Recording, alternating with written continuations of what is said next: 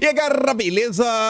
Como é que vocês estão? Meus amigos, se segurem nas cadeiras, porque na madrugada de hoje o Metrópolis revelou com exclusividade um documento secreto que aponta que o governo Lula ignorou um protocolo de defesa que deveria ter sido acionado no dia 8. E, gente, isso poderia ter evitado o pior. A gente já vai abrir o vídeo comentando sobre isso e não paramos por aí, porque a Folha de São Paulo ontem também trouxe uma nota onde um inquérito militar aponta erros por parte do governo do Dilma em torno do dia 8, que vai na mesma linha do documento que o Metrópolis apontou. E não paramos por aí. A Veja trouxe uma nota onde também fala sobre as movimentações dos governistas para auxiliar o ministro da Justiça e Segurança Pública a não revelar as imagens das câmeras de segurança do que se passou nos arredores e nas instalações do ministério. O que é que está acontecendo nesse país? Tem muita coisa, a gente vai falar também das CPIs, voltam todas hoje, MST, ONGs. Depois vamos falar do caso que envolve segurança pública, que ocorreu no dia de ontem. Quero mostrar para vocês o posicionamento do governo, do consórcio, de Bolsonaro, de Tarcísio também, trazer algumas informaçõezinhas a mais. Depois vamos falar também da carreta furacão, porque o MST voltou a invadir a Embrapa, vejam só que coincidência. Temos que também falar sobre o Juscelino Filho, ele que foi inocentado, né, pela Conselho de Ética aí da Presidência da República, né? Quem esperava algo diferente, mas ainda assim temos que comentar mais algumas coisinhas, falar sobre algumas críticas que o Dilma está recebendo no âmbito da esquerda e mais umas besteirinhas, para depois entrarmos no último tópico. Quero falar sobre o Lira, concedeu entrevista ontem para a Roda Viva, falou de semipresidencialismo, tinha umas notícias sobre isso também. Quero falar sobre a entrevista do Valdemar, reforma tributária, que o Valdemar andou falando, e mais algumas coisas. Mas vamos que vamos, que antes de falar do documento, só isso daqui, só para avisar, vai que vocês não saibam, hoje voltam todas as CPIs. Tem sessão de tudo. ONGs, MST, dia 8. E aí a CNN nos avisa que a CPI do MST vai estar batendo um papo com o Gonçalves Dias, vai poder ficar calado. Mas eu espero que ele fale alguma coisa, porque senão vai ficar muito estranho. E eu acho que a turma vai questioná-lo, né, sobre diversas coisas. Seria muito importante que ele contasse tudo que tem aí, né, envolvendo a BIM, MST, alertas que o governo Lula recebeu, não recebeu, sobre as atividades deste grupo do barulho. E a CPI das ONGs retorna com o depoimento da deputada Silvia Wayampi, deputada do PL, indígena lá do Amapá. Eu acho que ela também tem algumas informações interessantes sobre uso de verbas, fundos, né, dessa turminha ISG, pacote verde. Ambas eu acho que vale a pena. E também temos hoje a CPMI do dia 8 com o Saulo, que também vamos falar dele. Mas antes, vamos lá. Quando eu vi isso daqui, eu falei, não é possível, rapaz. Não é possível. O que é que está acontecendo aqui? A Rede Globo, nesse momento, já deve estar entrando em campo ou para passar pano ou para abafar o assunto, né? Se for abafar, não vou falar nada e fingir que ninguém sabe disso daqui. Mas essa nota do início até o fim é uma coisa, assim, absurda. Ela se conecta com a matéria da Folha de São Paulo, que a gente já vai comentar na sequência, e já começa com a sua manchete. Documento secreto. Governo Lula ignorou o protocolo de defesa do Palácio. Eu falei na introdução, né, supostamente ignorou. Não. O Paulo Capelli afirma com todas as letras. Subtítulo: documento secreto revela que governo Lula, não é o governo estadual, Lula, ignorou o plano escudo, protocolo de defesa do plano que o GSI deveria ter acionado no dia 8. Aí começa. Um documento do GSI, da presidência, revela que o governo Lula ignorou o protocolo de defesa que deveria ter sido acionado no dia 8 de janeiro.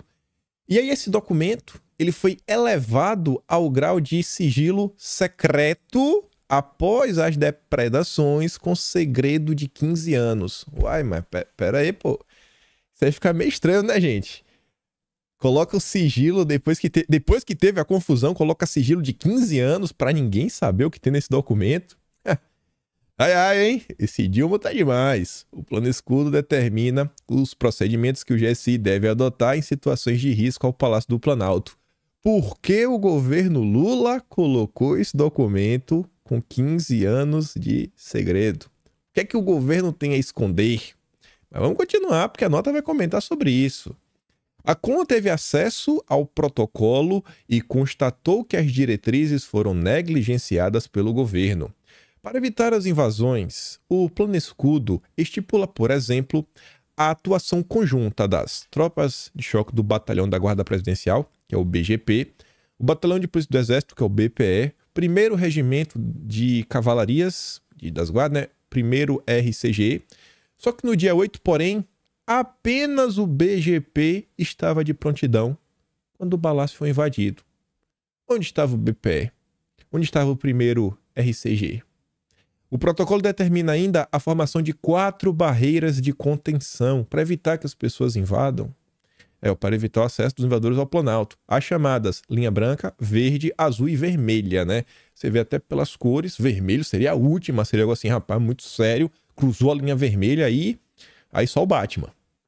As linhas brancas e verdes são compostas por policiais militares do Distrito Federal, que devem ser posicionados seguindo orientação da Coordenação Geral de Segurança de Instalações do GSI, que é o Ministério do Dilma. Ou seja, se o Plano Escudo tivesse sido acionado, o governo federal deveria ter orientado as tropas da PM do Distrito Federal, o que não ocorreu. Lula. Agora reforçada pela versão do documento secreto, pela revelação do documento secreto, a falha havia sido admitida pelo próprio Gonçalves Dias quando ele participou, prestou seu depoimento à CPI do Distrito Federal. O general do GSI, Carlos Penteado, foi ao meu encontro. Perguntei a ele por que o bloqueio da frente do Palácio do Planalto, que deveria ter sido feito pela PM do Distrito Federal, não havia sido montado. Aquele era o bloqueio do Plano Escudo do Planalto e tinha que estar montado, disse o Gonçalves Dias. Penteado era, à época, secretário executivo do GSI, número 2 na pasta. Gonçalves Dias assume que não estava montado. O que é que está acontecendo? E por que esses documentos receberam um sigilo de 15 anos? Prevendo que as linhas branca e verde possam ser devassadas, o Plano Escudo determina outras duas barreiras na calçada e na porta do Palácio do Planalto. As linhas azul e vermelha, essas 2 camadas, compostas por militares do Exército, sequer chegaram a ser formadas no dia 8, como relatou o major do GSI, José Eduardo Natali, flagrado dando água aos invasores. Então, até o momento, nós sabemos que houveram diversos alertas da BIM, que são as mensagens, e o Saulo vai estar hoje na CPI para falar disso, Espero que ele explique muito bem, não fique em silêncio. Documento secreto, Gonçalves Dias assumindo essa falha, apontando aí para o Penteado. O Natali também confirmando que não teve a formação dessas linhas. O que mais que a gente pode pontuar aí? Mais coisas engraçadas que ocorreram e que a gente até agora não tem explicações. Mas vamos continuar. A Polícia Federal. Natali disse que as 2 linhas de proteção da PM já haviam sido rompidas quando o Exército chegou e que, devido ao número de manifestantes, a 3ª linha também foi rapidamente rompida. O Plano Escudo estipula ainda que cabe ao Departamento de Segurança Presidencial determinar o efetivo nas portas do Planalto. A quantidade pode variar de um pelotão a um batalhão. Ainda de acordo com o protocolo, todos os batalhões têm de estar de prontidão em tempo médio de 25 minutos após acionados. Cabe à Coordenação Geral de Operação de Segurança Presidencial, órgão do GSI, acionar e coordenar o Plano Escudo. E como eu falei para vocês, não para por aqui, porque muito do que está sendo relatado aqui, com exclusividade do Paulo Capelli, está presente na matéria da Folha de São Paulo, saiu no almoço de ontem, sobremesa, na verdade, 1 da tarde, que diz que inquérito militar livra tropas e aponta erro do governo Lula no dia 8. E é difícil você olhar para toda essa situação assim, você não precisa ser de direita, você não precisa ser apoiador de Bolsonaro, porque já tiveram tantas manifestações, mas tantas manifestações, assim, Não é pra falar assim, você tá querendo falar o quê? Então que essa manifestação foi diferente? Tinha alguém com segundas intenções? Não quero falar isso. O que eu quero falar é que ao longo da história brasileira, não tô falando só dos últimos 4 anos, não. No longo da história brasileira, diversas manifestações aconteceram. E o que nós vimos foram pessoas que não tinham nenhum tipo de ferramenta, né? Não estavam organizadas, que foram lá. Era vídeo assim, besta, a senhora saindo do banheiro falando que fez o número 2. Umas coisas assim que você fala, bicho, olha o que tá acontecendo. Não era nenhum grupo treinado nem nada que entrou. E ninguém conseguiu barrar esse grupo. Não eram pessoas treinadas em defesa pessoal, né? Artes marciais. Não, nada disso, gente. E a segurança pública, tanto federal quanto estadual, não conseguiu dar conta dessa situação de impedir essas invasões. Com alertas da BIM que não chegaram, né? Não chegaram a quem deveria. Não foi pelos meios corretos. Mas beleza. A Folha diz que o inquérito policial aberto para investigar os militares, que deveriam ter protegido o Planalto, livrou as tropas de culpa e apontou indícios de responsabilidade da Secretaria de Segurança e Coordenação Presidencial que integra o GSI. Exatamente esse último que eles estão falando, né? Operação Segurança Presidencial.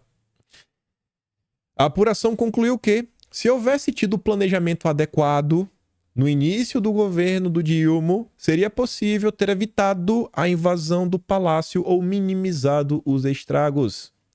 O inquérito afirma que, no âmbito do GSI, resta evidente que o planejamento, o acionamento e o emprego das forças no tocante às ações ligadas à manutenção da integridade física do Palácio do Planalto e adjacências cabe à secretaria. Cabia à turma do Dilma. O relatório destaca, de acordo com o protocolo que define as ações do GSI e do Comando Militar do Planalto na defesa do Palácio, competia ao DSEG acionar o deslocamento da tropa de choque. Também era obrigação da secretaria buscar informações indispensáveis ao planejamento de ações preventivas junto à BIM e aos órgãos de Secretaria de Segurança Pública do Distrito Federal, o que não foi feito. E informação a BIM tinha. Informação a BIM tinha. Então, a tese do a BIM não enviou as informações pelos métodos adequados cai por terra. Porque a Folha de São Paulo diz assim, ó, não é que ele deveria ter mandado nos métodos corretos. Era obrigação de vocês terem ido atrás da BIM. E vocês não foram. Quem tá falando é a Folha, né? No dia 6, uma sexta-feira, o GSI previu situação de normalidade no fim de semana, como mostrou a Folha, né?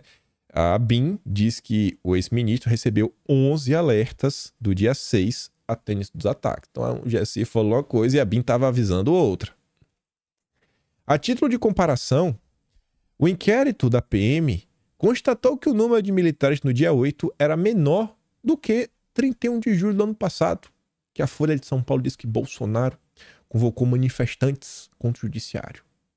Na ocasião, a segurança do Planalto havia sido reforçada por 110 homens, o equivalente à subunidade ou 3 pelotões. No dia 8, o Comando Militar enviou apenas um pelotão, 36. Complicado, hein? Um terço. Desta forma, é possível concluir que, sendo realizado um planejamento das ações de segurança adequado, com acionamento de valor de tropa suficiente, a execução das ações de segurança por parte das tropas do CMP teria melhores condições de êxito. Nesse sentido, a invasão ao Planalto poderia ter sido evitada ou minimizando os danos patrimoniais sofridos. E a nota meio que sincera, depois colocam lá, né, as falas do GSI, que diz que isso é uma apuração interna e papo, só encheção de linguiça. Mas a Folha ainda traz mais umas informações que falam o seguinte, que o inquérito afirma que, devido à falta de planejamento, as tropas em campo não tinham condições de reagir à investida golpista. Por isso, diz que não foram encontrados, né, crime por parte deles. No outro vértice, conclui-se que há indícios de responsabilidade da Secretaria de Segurança e Coordenação Presidencial, a DSEG, quanto à invasão do Palácio do Planalto, considerando que houve falha no planejamento e na execução das ações. Imagens do circuito interno de câmeras do Palácio do Planalto durante a invasão mostram não só o baixo número de homens no local, mas também a falta de comando. A entrada principal do prédio ficou desguarnecida por cerca de 45 minutos. Não tinha ninguém. Quando não tem ninguém, é quase um convite, né? Quem nunca viajou, deixou a luz ligada pra achar que tinha gente em casa e não invadir? Pelo menos isso, né? Botar um cachorro. Ah, Lula, Lula, Lula, Lula. E aí, pra falar um pouco disso daí, é capaz até dos deputados hoje, ao longo da sessão, quem sabe pegar essas informações que saíram aí nas últimas horas, perguntar alguma coisa pro Saulo, né? Tá lá, aproveitar, tem tempo? Saiu aí 3 da manhã, antes do Capelli. E aí a CNN conta que o ex-diretor da BIM pede ao Supremo, né, pra ele poder falar em sessão secreta. Engraçado, né, gente? Por que não pode ser pública? Por que não pode ser pública? Porque o senhor Saulo, o ex-diretor da BIM, porque ele tá pedindo pro depoimento dele ser prestado para a CCAI, que é a Comissão Mista de Controle das Atividades de Inteligência, a portas fechadas. Por que ele pede isso?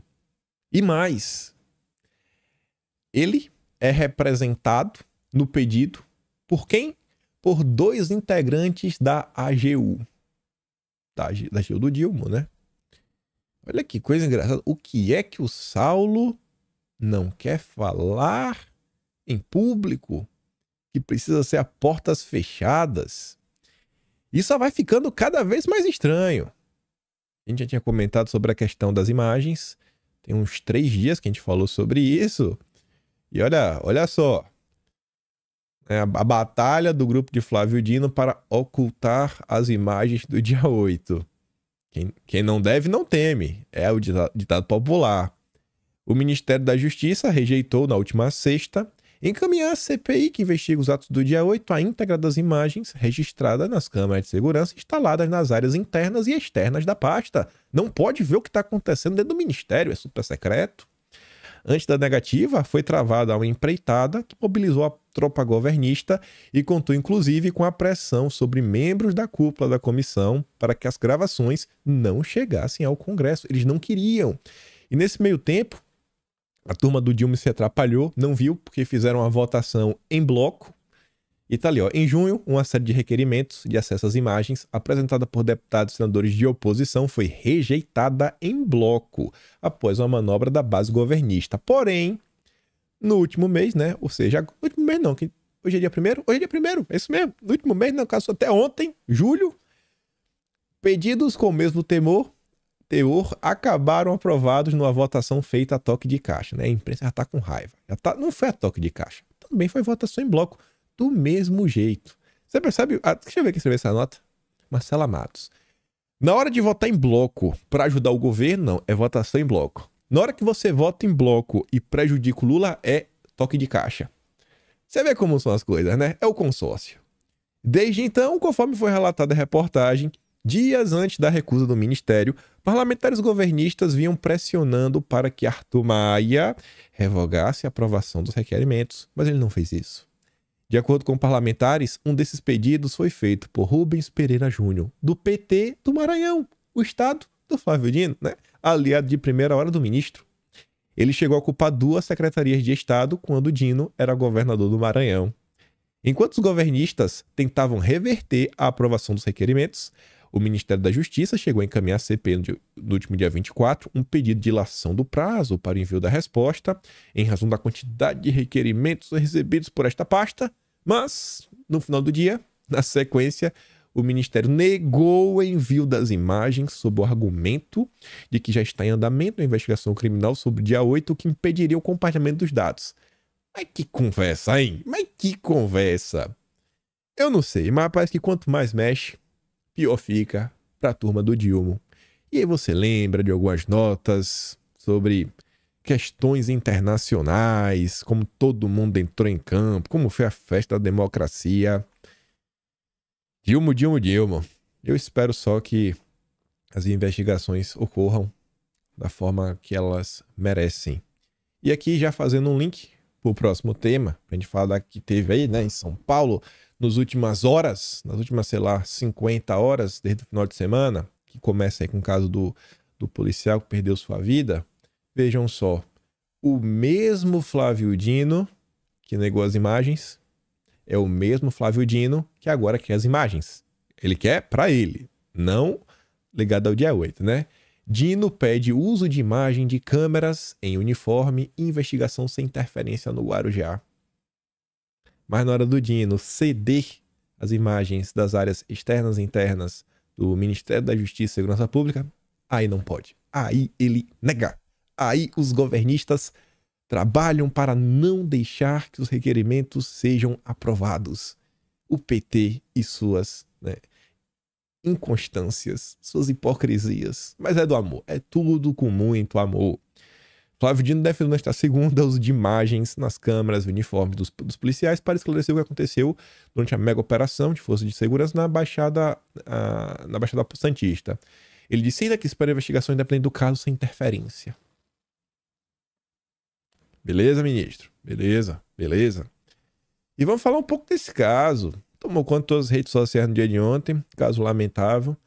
É triste de ver que a grande preocupação da imprensa e do ministro também se deu depois da reação policial, né? Final de semana, quando o cara perdeu a vida. O cara tá com a galera do lado do mal, né? Do mal não. Do lado dos os manos, tinha um guarda-chuva, aquele que tem uma luneta, que eu acho que nenhum cidadão tem como comprar, né? Eu acho que ninguém tem como, não sei como ele chegou, não sei, né? A turma que tá tão preocupada com os CACs, devia estar preocupada com isso também, enfim, aquele com a luneta, tirou a vida do policial. Todo mundo em silêncio. Ninguém falou nada. Nada. A polícia reagiu. Nossa senhora, agora você vê qual foi a tônica. Flávio Dino comentou a operação. Houve uma reação imediata que não parece neste momento ser proporcional em relação ao crime que foi cometido. Oh, meu Deus. Meu Deus do céu. Estou tocado. Aí vem o outro petista, o outro ministro. Não podemos utilizar isso como forma de agredir, de violar o direito de outras pessoas. No caso aí, não pode não, o que aconteceu com a polícia não permite. Meu Deus do céu, os manos, gente, os manos. O direito dos manos tá demais. Por outro lado, esse daqui não fica em cima do muro, mas por nada. Esse daqui, se tem alguém que não fica em cima do muro, é cidadão, ele não se aguenta. E eu acho que ele tá certo. Ele fala assim, ó, ministro de Lula quer investigar a polícia de São Paulo por ter sido agressiva na caçada ao bandido, né, que tirou a vida do policial. Não precisa ser um expert para entender os motivos da reclamação, palavras de Bolsonaro, de mais um cupincha do descondenado. Reação imediata que não parece proporcional ao crime cometido. Aí, o Tarcísio, eu gostei de ver, concedeu uma coletiva, colocou lá o dele Derrite, que é o secretário de Segurança Pública, deve ter o chefe da PM, deve ser alguma coisa ligada à Polícia Civil, chuto eu, ou alguma outra coisa ligada à Segurança Pública, e o Tarcísio falou, não podemos sucumbir às narrativas. E eu acho o seguinte, que com certeza tem uma narrativa, sabe? Não é que eu acho, não, eu tenho certeza. Primeiro, com base no que eu acho que tem algum tipo de narrativa rolando, né, do Direito dos Manos. A turma da esquerda começou a divulgar um videozinho, gente. Ô, rapaz, você precisava ver, cabelinho na régua, todo arrumadinho, né? Até lavou o rosto, falando, Tarcísio, Derrite, parem o que estão fazendo, não façam isso, coitado da comunidade, sabe? Tentando levar para o apelo emocional. Isso aqui é não faça, tá massacrando, não faça isso com a gente. Aí o que é que se descobriu horas depois? Na verdade foi revelado. Tá aqui, ó. O advogado orienta o suspeito, não suspeito, a gravar um vídeo antes de se entregar. E o próprio advogado falou, não, fale isso, fale aquilo outro. Cite nominalmente o Tarcísio, cite nominalmente o Derrite. E aí vai lá, o mano, com aquela cara lavada. Somos vítimas da sociedade, Tarcísio. Não faça isso com a gente. Não faça isso com a gente. E tava lá já a imprensa. Sakamoto. Olha a palavra que ele utiliza, né? Rapaz, eu nem vou ler. Eu só vou ler o final. Segundo Sakamoto, a justiça foi trocada por vingança. Eu tô sendo muito eufêmico, né? Porque o que ele escreveu é muito... Eu me recuso a ler. Tá aí pra quem quiser. Aí vem o Jamil Chad. Saudade da época que a esquerda falava que o Jamil Chad era um porta-voz da OTAN. ONU alertou o Brasil sobre, né, o que a polícia estava fazendo dias antes de ação no Guarujá. Ô, rapaz. Por que a gente não foi ouvir a ONU, né? 10 manos a menos. Ou foi 8 manos a menos. Mônica Bergamo, sempre dando espaço aí na sua coluna para os melhores dos melhores dos melhores. Comissão Arnes se diz perplexa com reação de Tarcísio à operação em Guarujá. Nossa. O governador se declarou extremamente satisfeito com a ação. Estão perplexos. Vala-se Corrobo. Os PMs não promovem a segurança pública no Brasil. Não. Só terror pra tudo que é lado. Não tá claro, gente, tem uma coisa errada acontecendo nesse país? Uma inversão de valores gigantesca. Tá claro que tá acontecendo. Tá claro. Não existe uma preocupação por parte do consórcio, por parte do governo federal em relação à questão de segurança. Isso não é de hoje. Quer ver uma coisa que eu digo pra vocês? Isso eu falei no Talking Show. Falei lá no Talking Show, num dos vídeos dos últimos 5 dias. Comecei a falar lá no Talking Show do Bukele. A imprensa brasileira tá falando do Bukele de forma mais constante. Quem é o Bukele? Você não sabe quem é o Bukele? Eu digo agora. O Bukele é o presidente de El Salvador.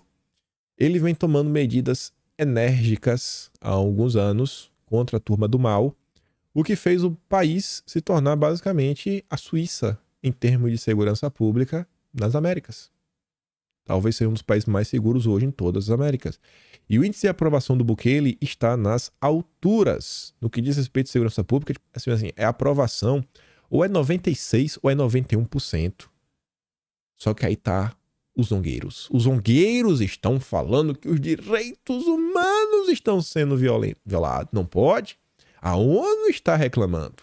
E o consórcio brasileiro também está reclamando, falando que isso é um absurdo. Porque a preço de que isso está acontecendo? O Estado Democrático de Direito está sendo vilipendiado. Para quê? Para garantir que as pessoas fiquem vivas? Isso é um absurdo. Você acha que preservar pessoas é mais importante que preservar o Estado Democrático de Direito? Se você pensa isso, você é um antidemocrata.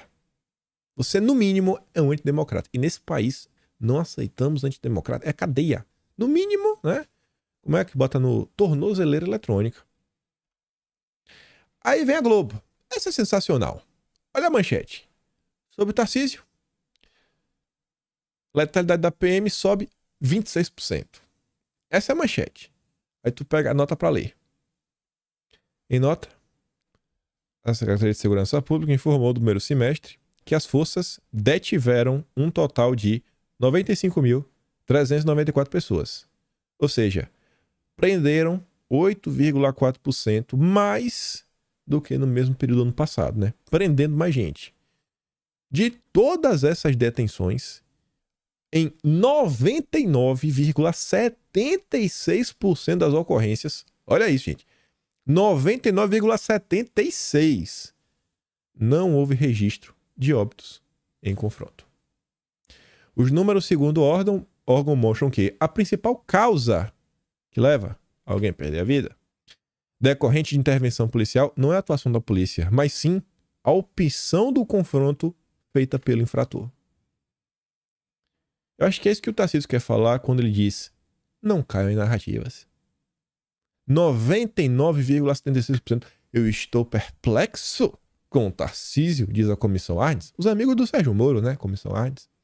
Moro é muito amigo do Flávio Arnes.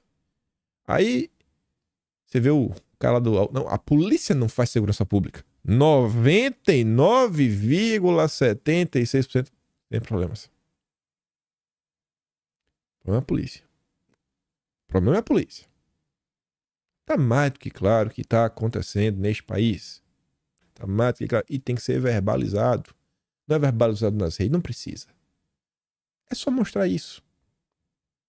Eu acho que do jeito que eu tô falando aqui, qualquer pessoa olha e fala, eu entendi. Só trazendo as notícias. Só assim, ó. Você pega aqui, ó, bate o print, mostra pro teu amigo e fala, ó, irmão, liga isso aqui. Vê essa manchete. Você só mostra pra ele. Aí você bate o print aqui também, ó. Mostra pra ele. Só o print. Me corta. Me corta. Porque o cara não fica olhando pra minha cara.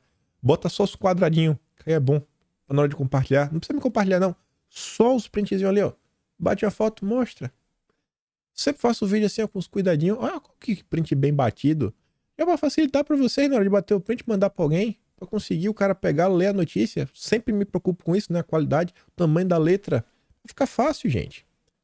Ajudando vocês, né? Trazendo informação. E sempre da grande imprensa. A grande imprensa, o grande consórcio de imprensa do Brasil. Vamos falar que é fake news? Não, tá aí, ó. Mônica Bergamo. De Globo, meu Deus, a Globo não precisa nem trazer, né? Blog, não é blog, não, aqui é Globo, viu? Globo. Aí você vê, aqui é da Folha de São Paulo. Tá sem a logo ali, mas aqui é da Folha de São Paulo. Conheço o jornal digital deles, que tem aquele negocinho ali embaixo, ó. Preto, amarelo, meio rosa, azul, isso aí é padrão Folha de São Paulo. Arco fica sem postes de luz. Entrada do Leonardo Coutinho. Alvo de ladrões, postes com painel solar que custam quase 100 milhões de reais aos cofres públicos. É o seu dinheiro, 100 milhões do seu dinheiro estão sendo retirados agora pela própria concessionária que administra o arco metropolitano, trecho da BR-493 entre Caxias e Itaguaí. Não há prazo para instalação de nova iluminação. Por quê? Porque estão roubando, porque tem, né, o painel solar em cima, tem as luzes, tem isso, tem aquilo outro. Ou seja, além de você perder o seu dinheiro, que é o seu imposto que está sendo gasto nisso daqui, você tem uma rodovia que não tem iluminação, tornando a rodovia muito mais perigosa a diversas coisas, não só no dirigir, como você vê alguma coisa na pista, etc, tudo mais.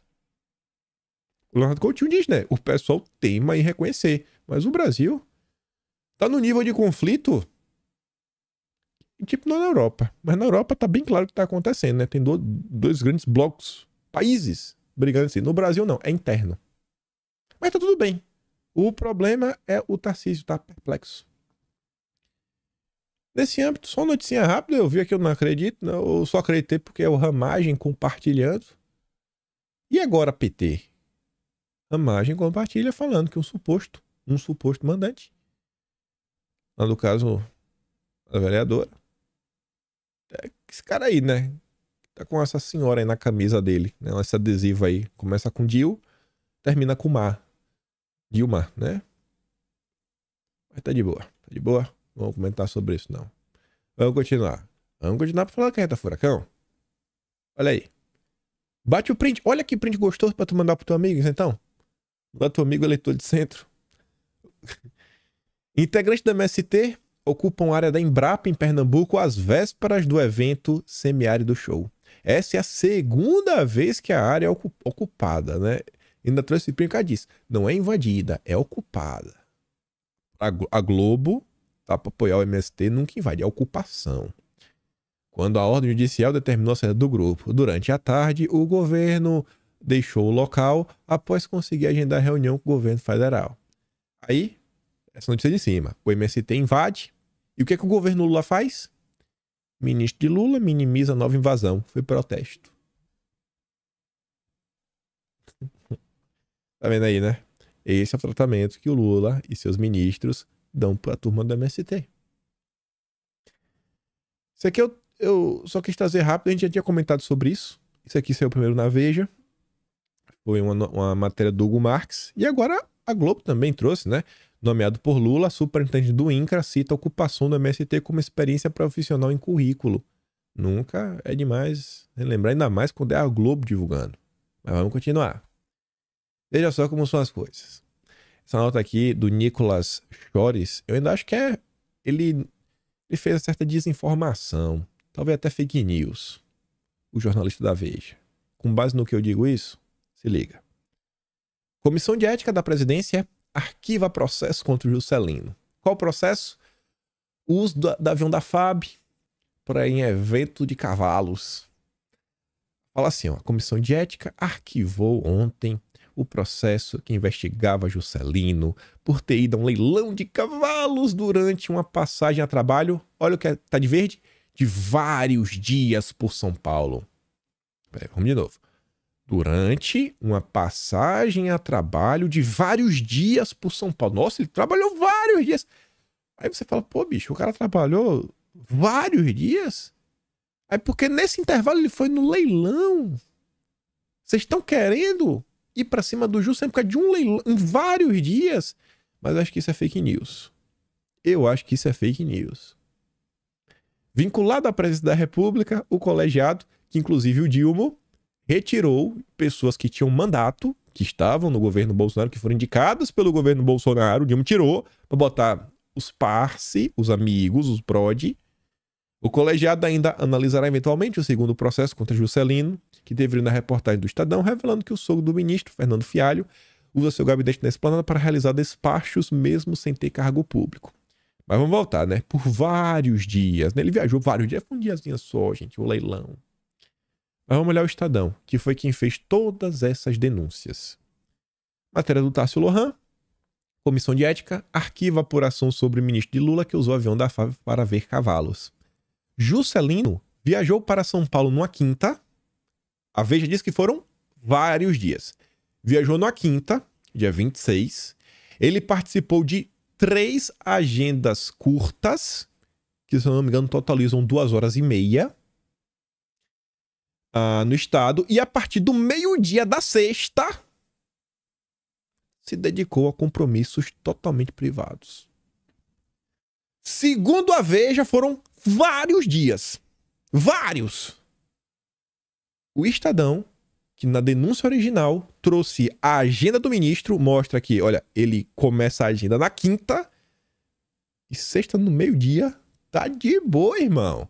Uhul, pei, cavalinho, bole. Vamos que vamos.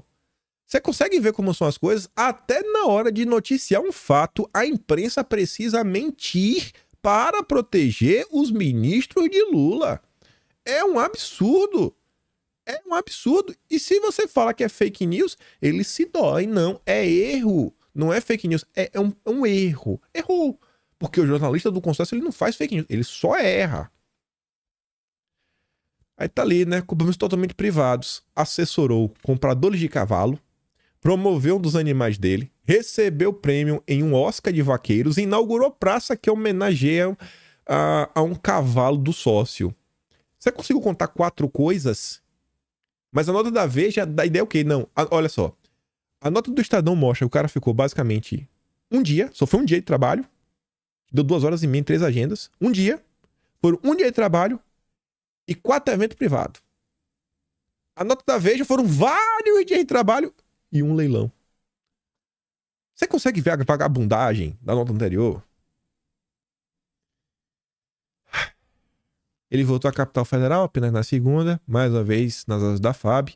O voo custou mais de R$130 mil aos cofres públicos, como mostrou o Estadão. Olha como matéria, com um parágrafo, consegue trazer mais informação que toda a Veja.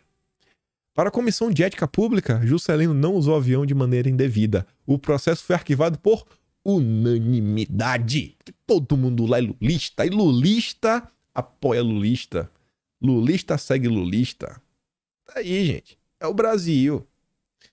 Aí, lulista segue lulista. Mas, venham batendo também na tecla para vocês, existem já alguns traços, alguns sinais de ruptura dentro da bolha da esquerda. Elas são notórias, elas estão sempre acontecendo.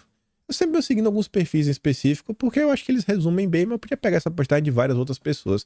Mas alguns se posicionam de forma um pouco mais, como posso falar, precisa. Eu falo para da esquerda mesmo. Por exemplo, ontem eu vi a Paula Schmidt falando exatamente o que está nesse tweet ali no meio. Que é assim, deletei uma resposta que postei sobre esse tal Farinazo. Eu vi a Paula Schmidt falando a mesma coisa. Na verdade, em resposta a esse tweet. Eu podia trazer a Paula Schmidt? Podia.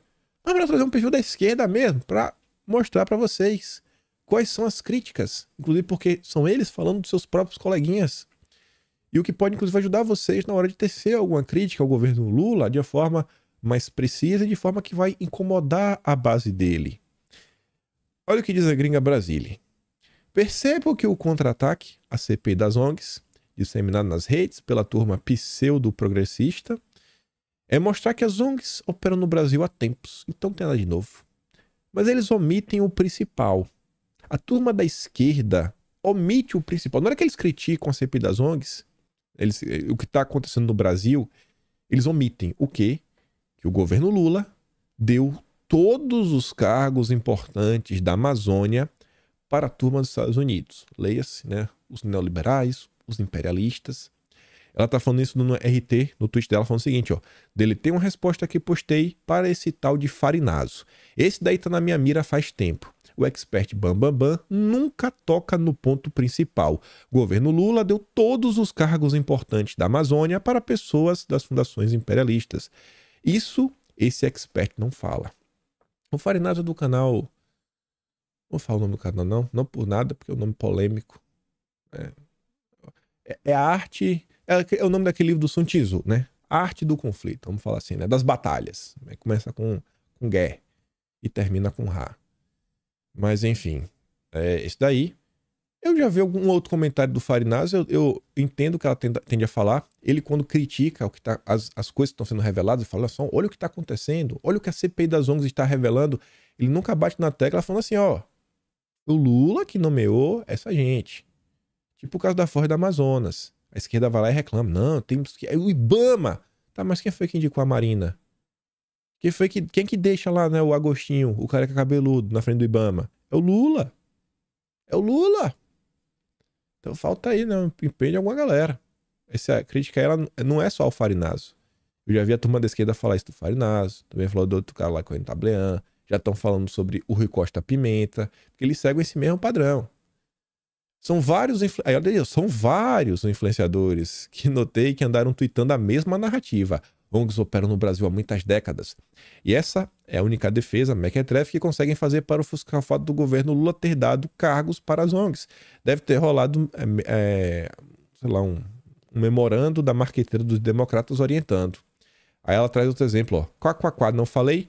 Mais um exemplo de como a trupe dos democratas estão promovendo que a narrativa de que ONGs e Estados Unidos sempre estiveram na Amazônia. Nada novo debaixo do sol. Essa CPI não tá revelando nada que a gente já não saiba. Há muitos anos eles estão fazendo isso, né?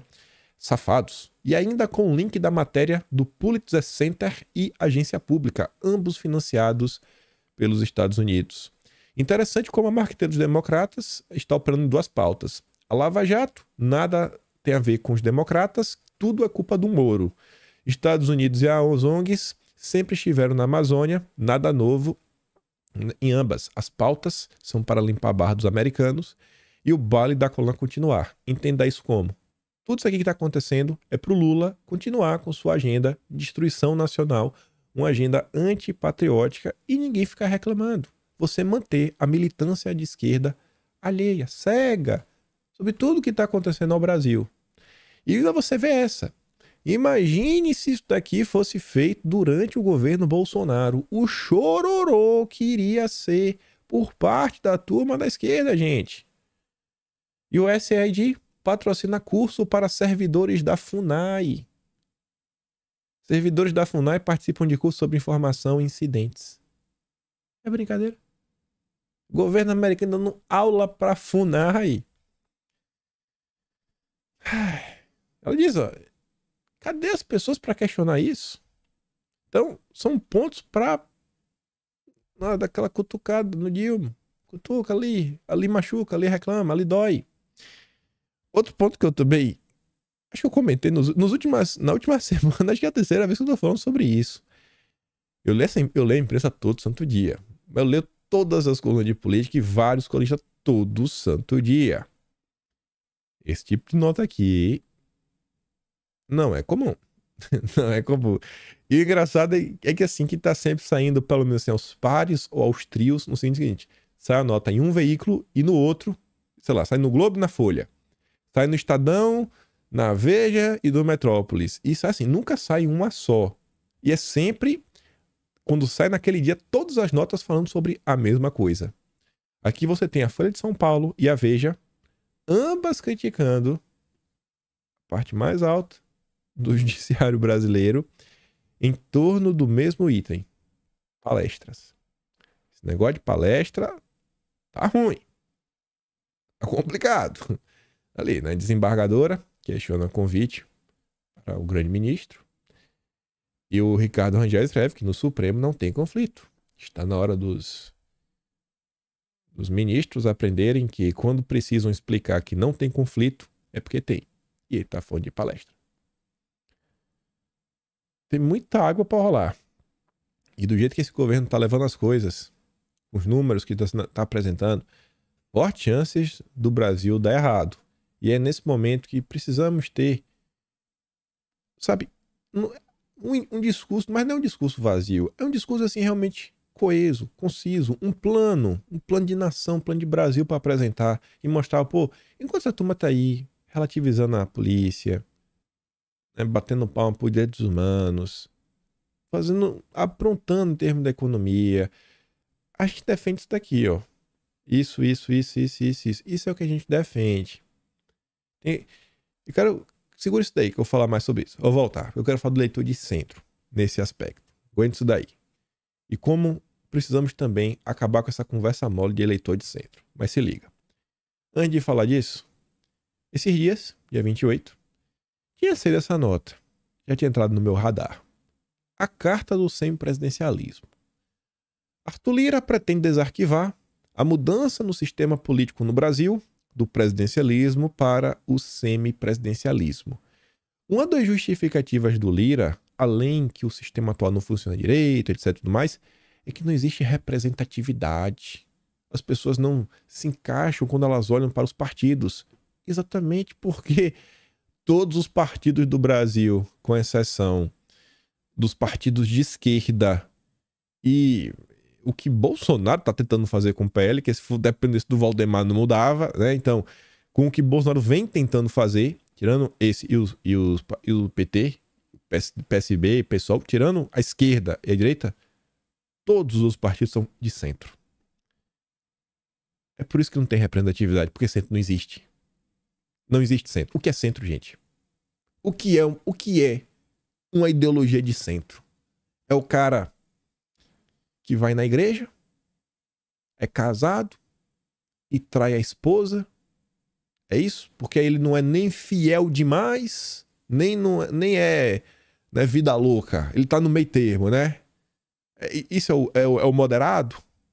Esse é o moderado? É o MBL, que diz que defende uma economia mais livre, são mais à direita e votam a reforma tributária ideológica do PT. Imposto do pecado e ferramentas de controle. Esse é o centro. Esse é o centro. Que diz que, não, vamos montar aqui para uma economia mais livre e faz manifestação ao lado do PSOL, PCdoB, traz o Dória. Isso é o centro. É por isso que não tem representatividade, porque não existe o centro. Isso é uma coisa que eu tava conversando com um amigo, a gente foi batendo assim na tecla e falou, rapaz, e tem algo a mais. Mas guarda aí que vai fazer muito mais sentido. A proposta do então deputado Samuel Moreira deverá voltar à discussão na Câmara depois da análise do novo arcabouço fiscal e da reforma tributária. Durante o evento lá de Lisboa, promovido lá, né, por um dos ministros, o modelo português chegou a ser discutido pelos brasileiros com políticos locais. Tanto Lira quanto Pacheco gostaram do que ouviram. Os políticos, né, não gostou do que ouviu, né? Tá bom. Porque é onde eles conseguem ter algum tipo de força. Ele não tem apoio da sociedade. E aí o Lira falou sobre isso também ontem no Roda Viva. E ele deixou claro essa questão. Não tem representatividade nos partidos. Porque vocês não têm uma ideologia clara. O partido de centro, assim, a ideologia de centro não existe. O partido existe. O que é ser um partido de centro? Não importa quem está governando, eles vão, né, abanar o rabinho. Vide o Marcos Pereira. O Marcos Pereira é um típico político de centro. Traiu o Tarcísio, traiu a igreja, traiu a Universal, né, todo mundo, todos os fiéis, colocou republicanos no colo do Lula. Ele pode até abrir mão do Tarcísio, porque se o Lula apoiá-lo para ser presidente da Câmara em 2025. Vejam só a que ponto as coisas estão chegando. chutar o Tarcísio embora do partido, se o Tarcísio deixar ruim, só pra ele ser presidente da Câmara, com apoio do Lula. Aí, aqui a turma moderada, né, de centro. Aqui só um assunto que a gente tá comentando, porque tá falando de pauta, né, sem presidencialismo, arquivar. Ontem eu passei por essa postagem, a gente tá comentando nos últimos dias sobre o real digital, né, moeda do Banco Central, o que ela pode fazer e pode deixar de fazer. Não é do Reginaldo Lopes, petista, um projeto para desaparecer com moeda física e tudo ficar digital? Será que o PT tem interesse também no avanço desse tipo de coisa que vem sendo feito, né? A passos largos pelo Campos Neto? Mas vamos continuar. E aqui que entra o grande ponto. Ontem Valdemar, mais uma vez, concedeu entrevista. Melhorou, mas falou besteira, viu? Mas melhorou. Principalmente no que diz respeito à reforma tributária. Falei pra vocês quando saiu aquela matéria da Bela Megali, a matéria do especialista, se lembra? Eu falei, ó, levamos lá nossos, pelo menos, aqueles 3 pontos que eu falei com você, que dependem de mim. Eu vou fazer com esses pontos sendo discutidos. Artigo 43. O inciso 8º do 53, que é o imposto do pecado, e a parte de PVV do 55. Falei, isso daí, tentar, pelo menos isso daí, né? Tá fácil de resolver. Se os caras quiserem, né? Não, isso aí não vai atrapalhar a arrecadação, a alíquota do IVA. Não, nada disso. Só quero que mudar o texto um pouquinho, pô. Calma. Espera aí. É só vocês deixarem de maldade. Enfim, falei que Bolsonaro falou umas coisas. O Valdemar ouviu, né? Não deve ter gostado, mas entendeu. Finalmente entendeu sobre a reforma tributária, os problemas, questões ideológicas. Tanto na entrevista ontem ele fala sobre isso. E depois ele fez até um tweet, ó. Não podemos votar a reforma tributária como está. Precisa de uma mudança no Senado. Temos que discutir e fazer as alterações necessárias. Finalmente, hein, Valdemar? Finalmente. Tá entendendo. Parabéns. Só que o Valdemar também falou outras coisas. Que é aquilo ali, ó. Sobre candidato à prefeitura de São Paulo. Não temos um candidato com potencial. Estamos estudando ainda. Vamos construir uma candidatura de centro. Que candidatura de centro, Valdemar? Gente, o que é uma candidatura de centro? O que é ser centro? Sabe por que eu quero bater nessa tecla com vocês? Por uma razão que, depois de conversar comigo e refletir, eu falei, cara, isso é um problema. A partir do momento que você fala de centro, quem gosta dessa história de centro é a imprensa. Porque a imprensa, ela tenta criar um arquétipo em torno do que é ser centro para associar centro, moderação. Se você é moderado, você é de centro. Não tem nada a ver. E aí tentam colocar o Boulos como um cara de centro. Porque o Boulos é um cara moderado, logo o Boulos é um cara de centro. Você entendeu a lógica? Assim, ó, não é que ele fala assim, o Boulos não é mais de esquerda, o Boulos é de centro. Não, você pode ser de esquerda e de centro. Aí você vira o centro-esquerda. Porque o centro hoje, ele está associado a uma ideia de moderação. E o que é que eles... Pega por exemplo, a direita. Quando pegam para se referir a Bolsonaro, nem direita eles falam, nem conservador eles falam. Eles falam o quê? Extrema-direita. Ultraconservador, que dá ainda, cara, o cara passava demais do ponto, né? É um fundamentalista.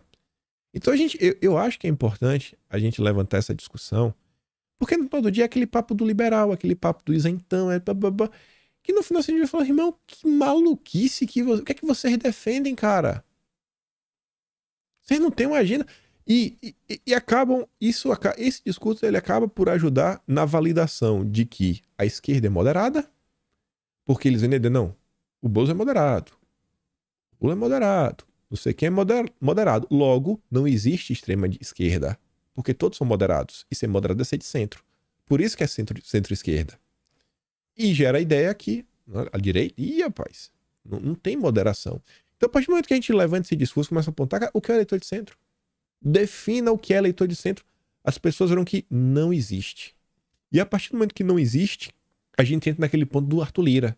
Representatividade. Para falar, peraí, não tem centro.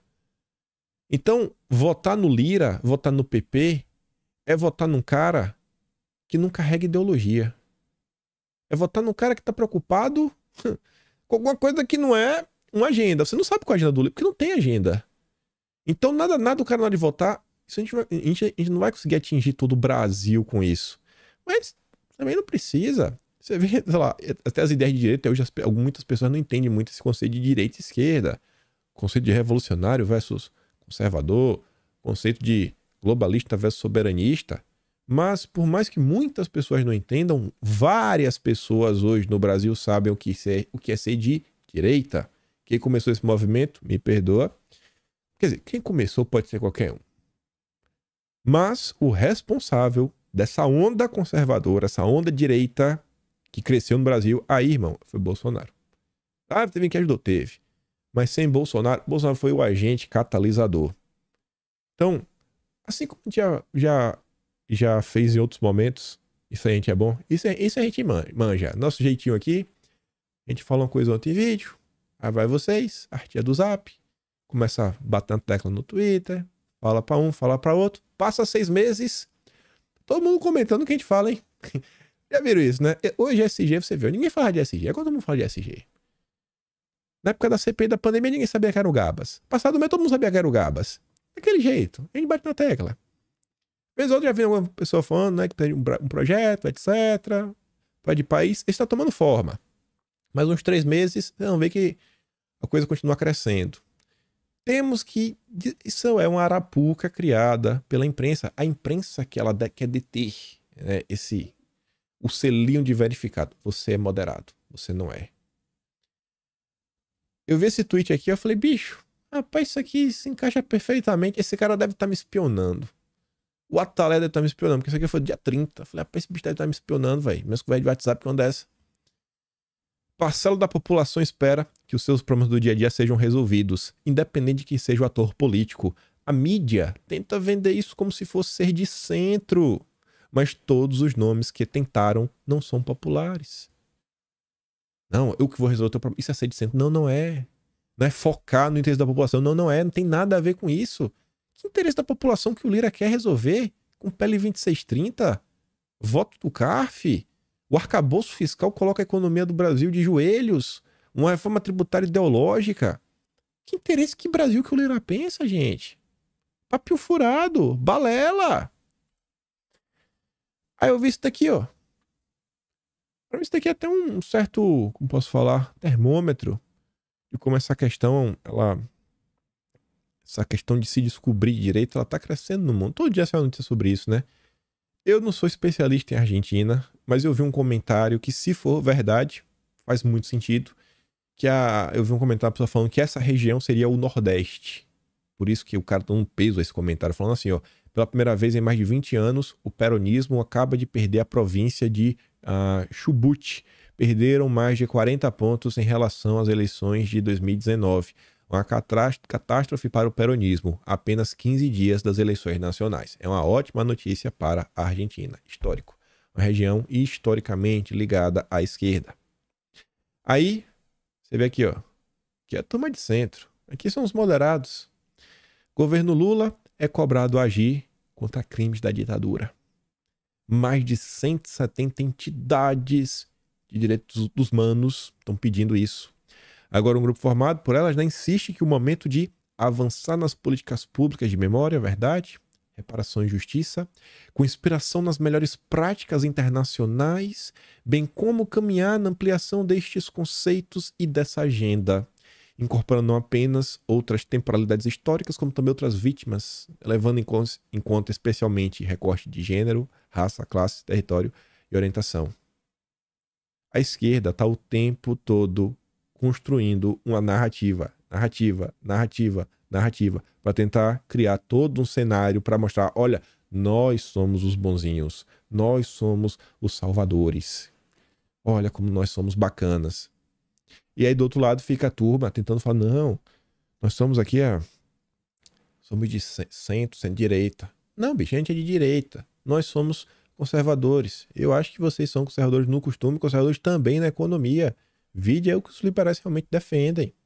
Tem que acabar com esse nojinho. E para acabar com esse nojinho tem que começar a desmontar, não só desmontar essa ideia de esquerda, mas essa ideia maluca de centro. Para o grupo, outras medidas devem incluir a instalação da Comissão Nacional da Verdade Indígena, sei nem o que seria isso, mas eu acho que deve haver alguma coisa de perder a Amazônia para o planeta, né, o objetivo final deles. O avanço no reconhecimento das violações dos direitos humanos dos trabalhadores rurais, ou seja, tentar colocar o MST como pobre coitado. Um monte de outra coisa, nem vou ler o resto. E por fim fala assim, ó, cumprimento das recomendações da Comissão Nacional da Verdade, especialmente no que diz respeito às reformas institucionais para interromper, vixe, não, meu Deus do céu, violência entre os mais pobres, bem como aquelas que tratam do aperfeiçoamento das nossas instituições democráticas. Ai, ai, ai. Enfim, o vídeo de hoje é isso, eu não dei play em nenhum vídeo. Reflitam sobre isso. História de centro. O que é? Tentem definir o que é, o que é a ideologia de centro. O que ela defende. O que ela defende. Eu acho que isso, inclusive, ajuda as pessoas a despertarem para falar, pô, eu acho que então eu sou direita. Já que não tem centro, esquerda e direita, acho que eu sou mais direita. Sou mais à direita. Já é um bom caminho. Já é um bom caminho. E ainda fortalecemos esse movimento nosso, né? Que Jairzão encabeceia e tanto vem ajudando aí ao longo dos anos. Se gosta do meu trabalho, passa também no canal. Então, Tony, valeu. Tem o pé na descrição. Obrigado por toda a ajuda, sempre não. Atlas Brasileiro, kimpen.com.br. Lembra de compartilhar esse vídeo e amanhã com certeza voltaremos com informações das CPIs de hoje. Aquele grande beijo, abraço, tamo juntos. Valeu, meus amigos. Fui!